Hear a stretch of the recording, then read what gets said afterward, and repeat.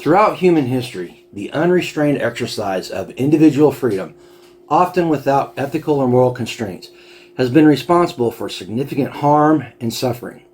While freedom is a cherished ideal, it is important to acknowledge that when taken to extremes, it can lead to acts of oppression, violence, and injustice.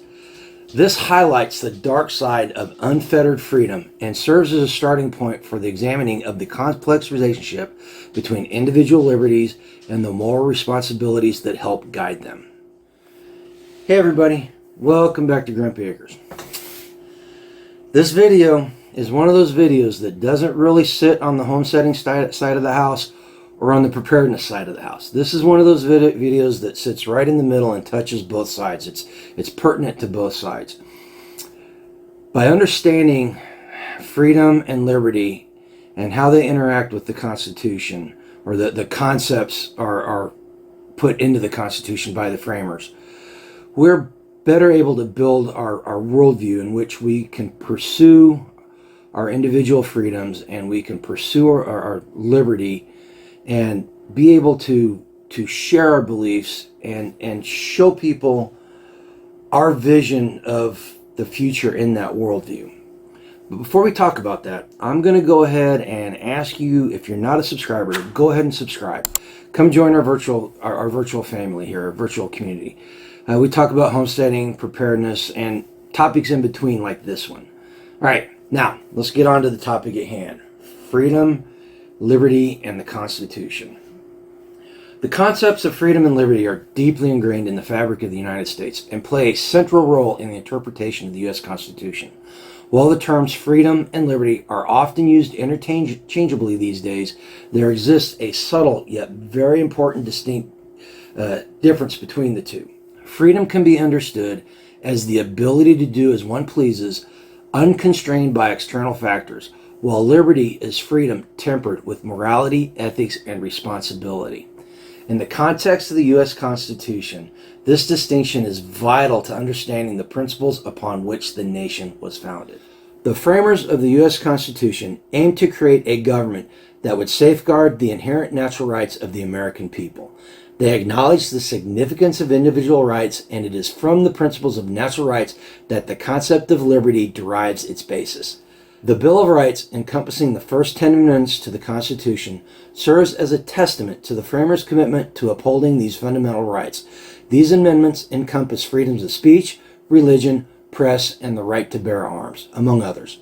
Nevertheless, it's important to note that these freedoms, rooted in natural rights, are not absolute and do come with certain limitations reflecting the nuanced nature of liberty. Natural rights are regarded as absolute because they are considered inherent and unalienable, rooted in the fundamental dignity of every individual.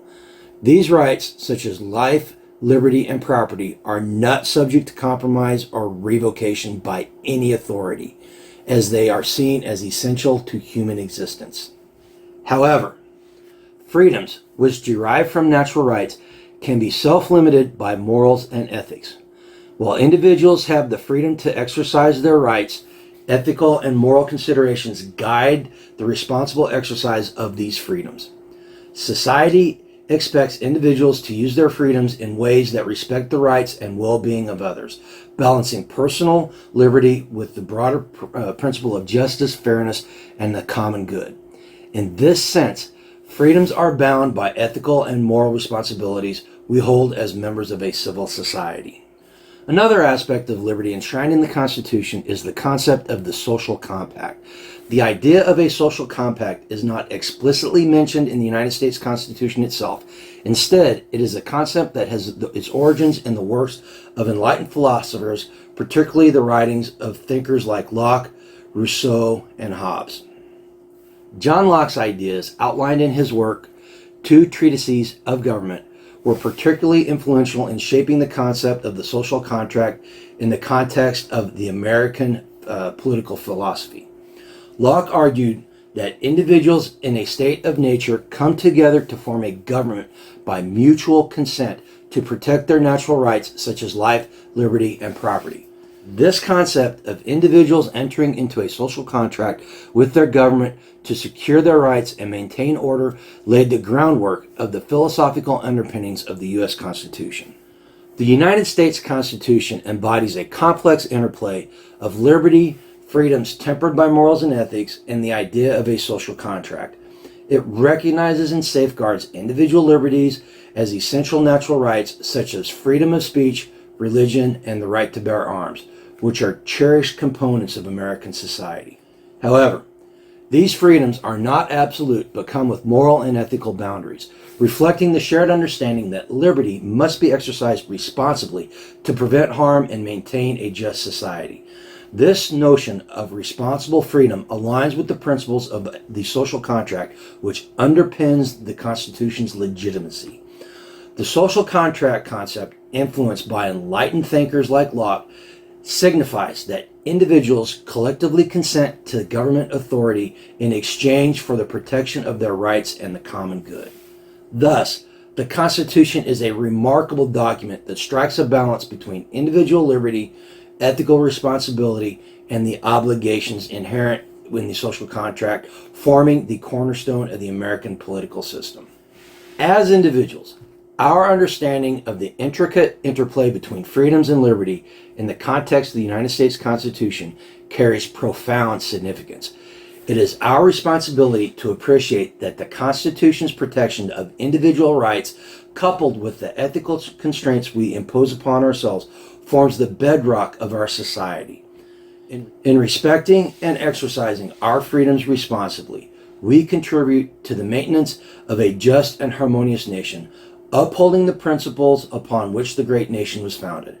Our active engagement in comprehending and safeguarding this delicate equilibrium reminds us that the strength of the Constitution lies not only in its text, but in the collective commitment of the citizens to preserve the essential values of liberty, justice, and the common good.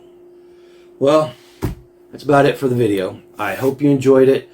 I hope you take something away from it that you can share with somebody else or help build your own worldview. Comment down below. Tell me what you think about what I've said. Tell me if there's anything you think I could add. Tell me if you think I was wrong. I want to know. I want to have this discussion. That's what these videos are about. Okay. Like I said before, if you're not a subscriber and you enjoyed this video, go ahead and hit the subscribe button. That way you can join our community and we can have these discussions more often. Hit that notification bell so you know when more content comes out. Like I said before, comment. We want to hear your comments. I will try to respond to every comment that comes in. Most importantly, I want you guys to go out today and live a life done free. All right? Take care. Thanks, Milo.